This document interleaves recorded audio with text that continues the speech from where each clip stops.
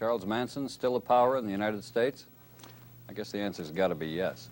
A couple of weeks ago, I came face to face with two former members of the family, an encounter I found bizarre and frightening. I think you will, too, especially since Squeaky Fromm leveled that loaded .45 at President Ford. Though Manson and 5 of his followers are in prison, there are maybe 95 ex-family members still loose in the United States, including Danny Decarlo and his lady, Simi Valley Sherry. Oregon and the outdoors seem an improbable setting somehow for a fellow like Danny Decarlo, who grew up in Toronto, started playing with real guns from his father's gunsmith shop when he was 9 years old, and other kids were playing cowboys and Indians. Knew the insides of a lot of jails before he was 18, and wore as his favorite cosmetic jewelry a bicycle chain and a baseball bat by the time he was 19 or 20 and joined the Straight Satan's motorcycle club in Los Angeles. But Danny likes the outdoors almost as well as he likes booze and broads and guns, although guns have always been his favorite from all of that group.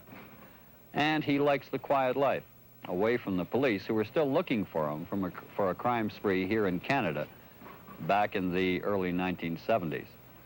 Danny lives with Simi Valley Sherry, a lady he met on the Spawn Ranch when he joined the Manson family about 8 months before the Sharon Tate killings.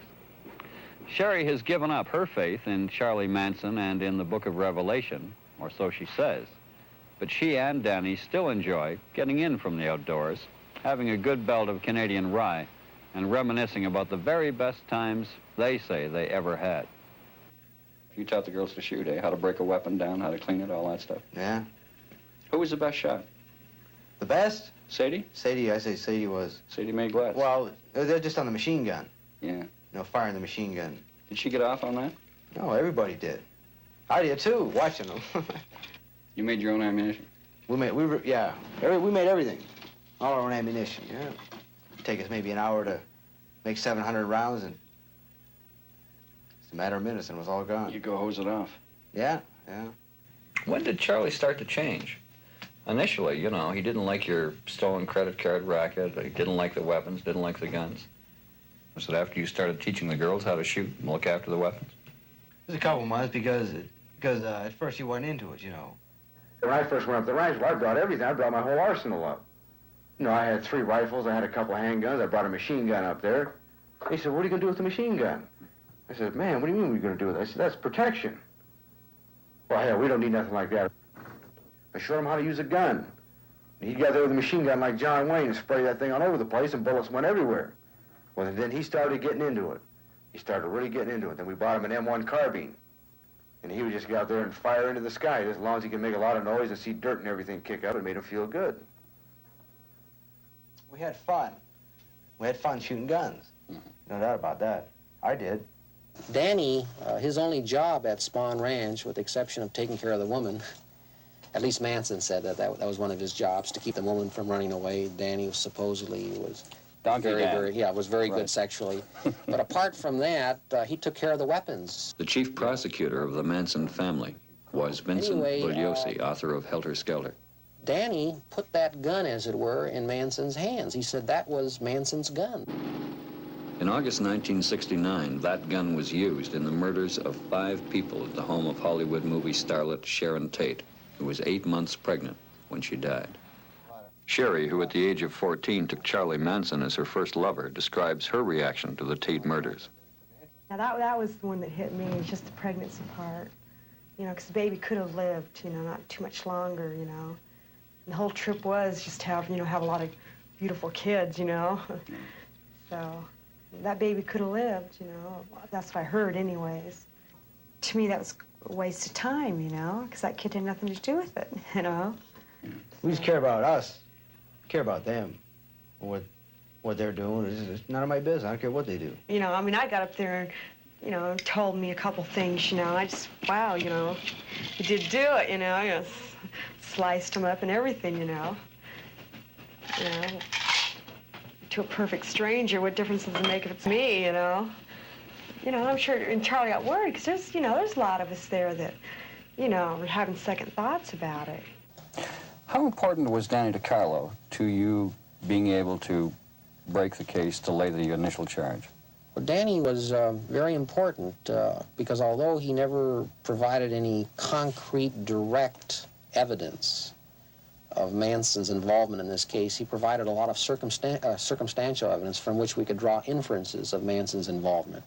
The biggest surprise that Danny Decarlo, Canada's best-known motorcycle gang member, gave Vince Bugliosi was when Danny left L.A. without trying to hang in and claim a piece of that $25,000 reward money. But Danny thought he'd like Yonge Street better than Sunset Boulevard, even though he didn't obey the Keep Right signs. Because Danny and Sherry came to Canada and spent 4 years stealing credit cards, ripping off cars, and breaking into safes. The first year of that time was right here in Toronto, and as Danny still remembers, it was quite a time. Do you still think fondly of Canada? Do you care much about it, or? Oh, I had a lot of fun up there. Yeah. I just got back. We used to be in Sherry's up there for almost 4 years. He made so much money, we didn't know what to do with it. We partied, we ate pheasant under glass. We were living pretty high on the hog. We were doing really good. I mean, if we were smart, we would have taken his crooked earnings or whatever, and we would have invested it, but we didn't. We just partied. You read and played a lot, though, huh? Yeah. Coast to coast? Spent a lot of money. How many housefuls of furniture did you leave behind you moving around? Left lots. How many sets of dishes? Jesus Christ. But the police in Canada started closing in, and so Danny and Sherry returned to the United States, to Medford, Oregon, where Danny now operates a service station. But the memories of their days with the Manson family still remain. No, you never forget. Never. If it's a bum trip, then if it's something bad, you don't think about it. For all your good times, you always think about your good times. And I had some good times. There's no doubt about that. One of the gals in the family. She had hair on her chest or something? Katie, yeah. Katie was she was nice. Physical features were allowed to be desired, but she's still a nice broad. Mm-hmm. You know. Yeah, she's really nice. Really surprised me when she did it. She was really, you know. Yeah. She was the one who put the carving fork into La Bianca. Yeah. Somebody said she got off when she did that. Yeah, that's what she said. That's what she said. Well, apparently, I think that's what she said. I didn't see it. Yeah. Well, I'm not quite sure. Sherry remembers the good times with her best friend, Squeaky. She was pretty young. Squeaky? Yeah. No?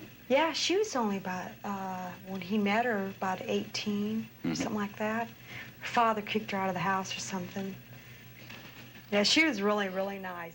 Following the assassination attempt, I talked to Danny over the telephone. What do you think about Squeaky? That blew my mind. Were you surprised? Yeah, it just floored me. Sounds to me like you didn't teach her very well. She didn't have anything in the chamber. Unless she didn't know nothing about a .45 automatic, I don't know. It's an awful big piece for a little girl. That's right. She probably had a hard time even pulling the slide back on it. Yeah. I don't know. You think she'll get off? No. She'll do lots and lots of time. That's bad business down here.